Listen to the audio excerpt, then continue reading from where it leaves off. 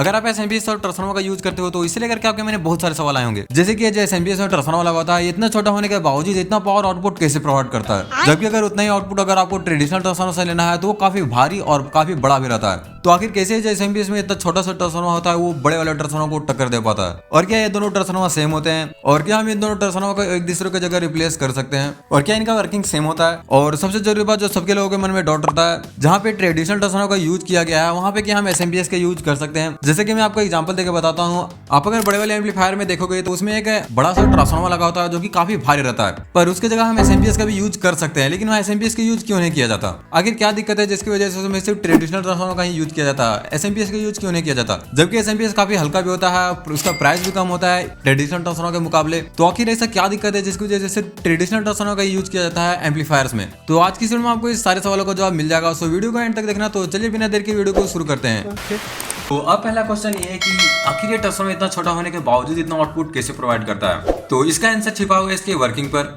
तो चलिए इसका वर्किंग मैं आपको बताता हूँ। तो ये जो आयरन कोर ट्रांसफार्मर होता है ये वर्क करता है 50 हर्ट्ज एसी करंट पर, लेकिन ये वाला जो ट्रांसफार्मर होता है ये वर्क करता है 20 किलो हर्ट्ज से लेकर के 1 मेगाहर्ट्ज तक की फ्रीक्वेंसी पर, जिसकी वजह से इस ट्रांसफार्मर में टर्न पर वोल्ट काफी कम हो जाता है, और ये वाला ट्रांसफार्मर में टर्न पर वोल्ट काफी ज्यादा हो जाता है। अब देखो ये टर्न पर वोल्ट क्या होता है, इसका मतलब आपको 1 वोल्ट कितने टर्न में मिल रहा है। ये इसमें आप जो वेंडिंग देख रहे हो, जो इसमें लपेटा हुआ वायर, इसमें आप कितने बार वायर को लपेटोगे तब आपको 1 वोल्ट मिलेगा, इसी को कहते हैं टर्न पर वोल्ट। अब अगर आपका फ्रीक्वेंसी ज्यादा है तब आपको टर्न पर वोल्ट काफी कम लगेगा, और अगर आपका फ्रीक्वेंसी कम है तो आपको टर्न पर वोल्ट काफी ज्यादा देना पड़ेगा। तो मैं आपको एग्जांपल देके बताता हूँ। तो मान लो आपको इस ट्रांसफार्मर में 1 वोल्ट लेने के लिए 10 टन देना पड़ रहा है, तो मतलब अगर आप इस ट्रांसफार्मर में 10 टन लगा रहे हो तो आपको 1 वोल्ट मिलेगा, लेकिन इस ट्रांसफार्मर में फ्रीक्वेंसी ज्यादा होने के कारण आपको 10 टन नहीं बल्कि 1 या 2 टन में काम बन जाएगा। इसका मतलब अगर आप इसमें 2 टन या 1 टन ही दोगे तो आपको 1 वोल्ट मिल जाएगा, लेकिन इसमें 1 वोल्ट लेने के लिए आपको 10 टन देना पड़ेगा। तो ये होता है फ्रीक्वेंसी के चेंज के कारण। इसका फ्रीक्वेंसी हाई होता है जिसकी वजह से इसमें टर्न पर वोल्ट काफी कम देना पड़ता है, और इसमें फ्रीक्वेंसी कम होता है जिसकी वजह से इसमें टर्न पर वोल्ट ज्यादा देना पड़ता है। अब मैं आपको ये एग्जैक्ट वैल्यू नहीं बता रहा हूँ कि आप 10 टन दोगे तो आपको 1 वोल्ट मिल जाएगा, वो सबका अलग अलग कैलकुलेशन होता है, उस कैलकुलेशन के हिसाब से इसमें टर्न पर वोल्ट लगता है। अब दूसरा क्वेश्चन ये है कि क्या ये दोनों ट्रांसफार्मर सेम होते हैं? तो नहीं, ये दोनों ट्रांसफार्मर सेम नहीं होते हैं। अगर हम इस ट्रांसफार्मर की बात करें तो इसमें आयरन कोर का यूज किया जाता है, अगर हम इस ट्रांसफार्मर की बात करें तो इसमें यूज किया जाता है फेरेट कोर का। आपको इसमें बॉडी दिख रही है, साइड का ये जो बॉडी दिख रहा है आपको, इसमें फेरेट कोर का यूज किया गया है, और ये जो आपको साइड में दिख रहा है इसे फेरेट कोर कहते हैं, और इसी का यूज इसमें किया जाता है। जबकि इसमें आयरन कोर का यूज किया जाता है, ये जो आप लोहा देख रहे हो इसमें जो इसकी वजह से भारी इतना, तो इसमें आयरन कोर का यूज किया जाता है।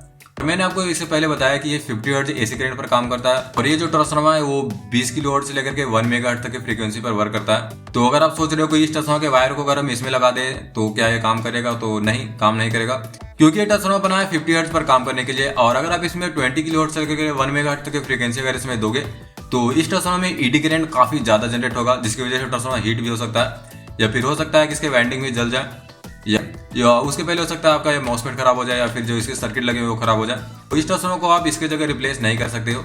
मैं यहाँ ट्रांसफार्मर की बात कर रहा हूँ, एसएमपीएस की बात नहीं कर रहा हूँ। तो यहाँ से आपका तीसरा क्वेश्चन भी क्लियर हो गया कि क्या हम इस ट्रांसफार्मर को इसके जगह रिप्लेस कर सकते हैं?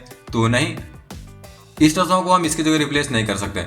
तो सबसे आखिरी क्वेश्चन ये है कि आखिर क्यों सिर्फ एम्पलीफायर में ट्रेडिशनल ट्रांसफार्मर का ही यूज किया जाता है, उसमें एसएमपीएस का आखिर यूज क्यों नहीं किया जाता? तो इसके बहुत सारे कारण है, जैसे कि पहला कारण है नॉइज।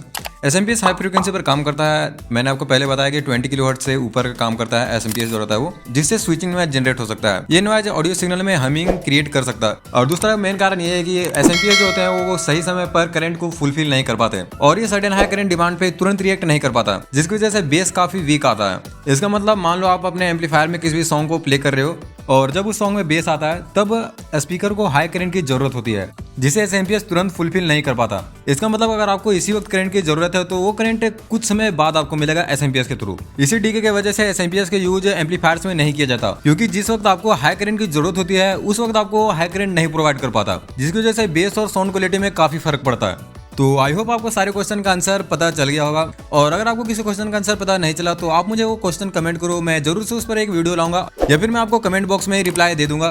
तो वीडियो पसंद आए तो लाइक और चैनल को सब्सक्राइब करना ना भूलें। तो आज की वीडियो में इतना ही, मिलते हैं अगली वीडियो में, तब तक के लिए बाय बाय।